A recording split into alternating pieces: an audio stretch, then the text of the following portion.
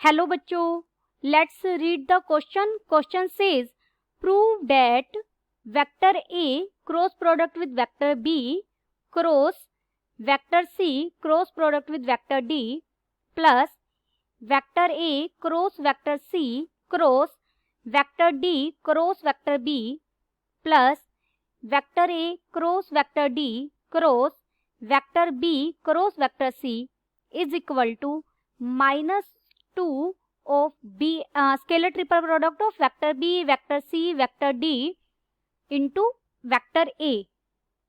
First we see the key concept. देखिए, जब आपको कोई भी वेक्टर 4 वेक्टर दिए हो, vector a, vector b, vector c and vector d, और आपको इनकी क्रॉस प्रोडक्ट करनी है, यानी वेक्टर a को जब हम वेक्टर b के साथ क्रॉस प्रोडक्ट करेंगे तो हमें एक वेक्टर मिलेगा. ऐसे ही वेक्टर c और वेक्टर d की जब मैं क्रॉस प्रोडक्ट करूंगी तो एक वेक्टर मिलेगा. इन दोनों वेक्टर की अगेन क्रॉस प्रोडक्ट करनी हो तो हमारे पास क्या फॉर्मूला है? Scalar triple product of vector a, vector c, vector d, और यहां आ जाएगा इनटू में vector b minus vector b, vector c, vector d, और इनटू में क्या आ जाएगा? यहां इनटू में वेक्टर ए. देखिए कैसे आप इसे याद रखेंगे. सीधा वेक्टर ए की ए और सी डी इनको स्केलर ट्रिपल प्रोडक्ट में लिखना है और इनटू में बी आएगा. सेकंड माइनस का साइन बीच में, सेकंड टर्म में आपने इनको स्केलर ट्रिपल प्रोडक्ट में लिखना है. एक बार फर्स्ट ब्रैकेट का पहला जो वेक्टर है वो गया इन दोनों के साथ स्केलर ट्रिपल प्रोडक्ट में और प्रोडक्ट मल्टीप्लीकेशन में बी आ गया, बीच में माइनस का साइन, फिर b गया इन दोनों के साथ स्केलर ट्रिपल प्रोडक्ट में और प्रोडक्ट इनटू में वेक्टर a आ गया, ये पहले वाला वेक्टर आ गया. टेकिंग लेफ्ट हैंड साइड हमें प्रूव करना है तो हम लेफ्ट हैंड साइड लेकर चलेंगे.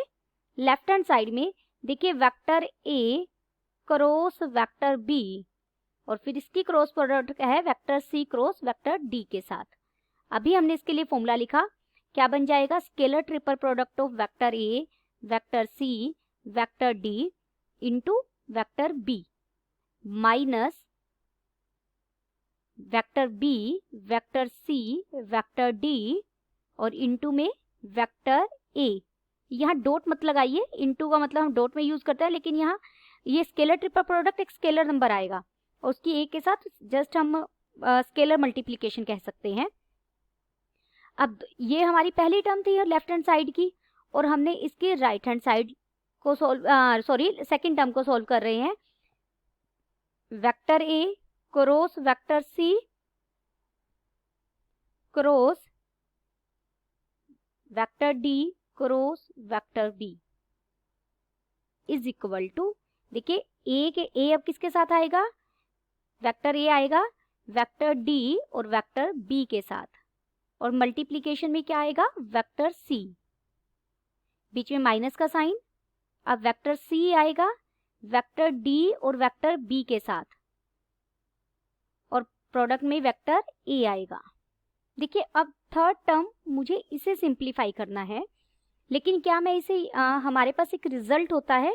देखिए वेक्टर a की क्रॉस प्रोडक्ट वेक्टर b के साथ, ये कम्यूटेटिव नहीं होती क्रॉस प्रोडक्ट, ये इक्वल होगी minus vector b cross vector a के. इस रिजल्ट का हम यूज करेंगे, ये एक रिजल्ट है. तो जो थर्ड ये टर्म है लेफ्ट हैंड साइड की, इसे मैं माइनस बाहर लिखकर और अंदर लिख रही हूं vector b cross vector c की cross product vector a cross vector d के साथ. ऐसा लिखने का रीजन है कि हमें ये देखिए right hand side equal prove करनी है, यानी मल्टीप्लिकेशन में a आना चाहिए और स्केलर ट्रिपल प्रोडक्ट आनी चाहिए b c d की. तो जहां b मल्टीप्लिकेशन में c मल्टीप्लिकेशन में है, कट जाना चाहिए, ये a वाली टर्म्स बचनी चाहिए. तो अब आप इनको सॉल्व करेंगे तो माइनस बाहर है और अंदर हम फॉर्मूला लगाएंगे. तो क्या था? पहले b जाएगा a और d के साथ, वेक्टर b वेक्टर a और वेक्टर d बन जाएगा, और साथ में क्या आ जाएगा? वेक्टर c, बीच में माइनस का साइन, वेक्टर c जाएगा स्केलर ट्रिपल प्रोडक्ट में वेक्टर a और वेक्टर d के साथ, और मल्टीप्लिकेशन में क्या आ जाएगा, वेक्टर बी। अब ये वेक्टर बी और सी की मल्टीप्लिकेशन वाले हमारे पास आ गए।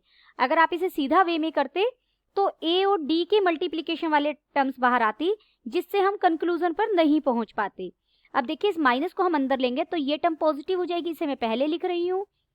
Vector C, vector A and vector D की स्केलर ट्रिपल प्रोडक्ट मल्टीप्लिकेशन में vector B minus vector B, vector A और वेक्टर डी की स्केलर ट्रिपल प्रोडक्ट और वेक्टर सी।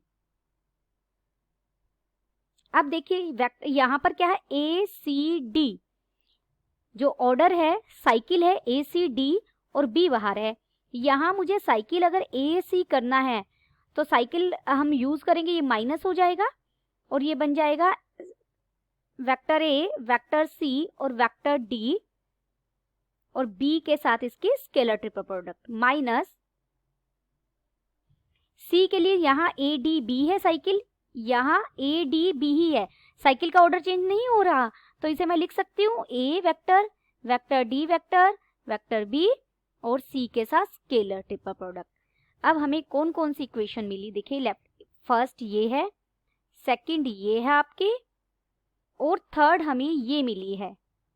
इन तीनों को अगर हम ऐड कर दें, adding first, second and third, देखिए सेकंड ये है, इसको आप यहाँ नीचे भी लिख सकते हैं, ये मेरी सेकंड इक्वेशन है।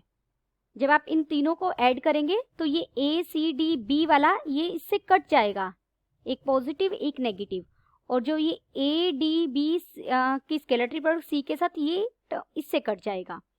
हमारे पास कितनी टर्म्स बची, लेफ्ट हैंड साइड और राइट हैंड साइड में ये दोनों टर्म्स बची, यानी लिखते हैं we get left hand side में मिला हमें vector A cross vector B cross vector C cross vector D plus vector A cross vector C cross vector D cross vector B plus vector A cross vector D cross vector B cross vector C. Left hand side तो हमारी ये बन गई और ये किसके equal हो गई, इन दोनों को हम ऐड करेंगे। देखिए यहाँ ऑर्डर क्या है, बी सी डी, यहाँ भी बी के बाद सी आया, सी के बाद डी है, ऑर्डर सेम है, तो ये ऐड हो जाएंगे दोनों, -2 times of B C vector B vector C और वेक्टर डी, और यहाँ मल्टीप्लीकेशन में क्या आएगा, vector A.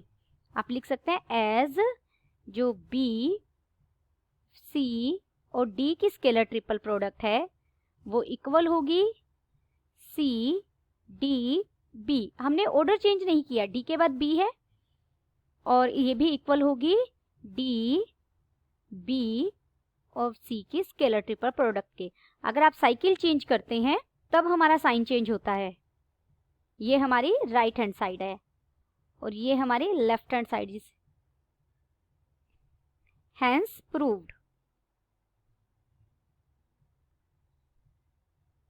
Hence we proved that vector A cross vector B cross vector C cross vector D plus vector A cross vector C cross vector D cross vector B plus vector A cross vector D cross vector B cross vector C is equal to -2 times of scalar triple product of vector B, vector C, vector D in multiplication में vector A. Hope you understood it well. Best of luck.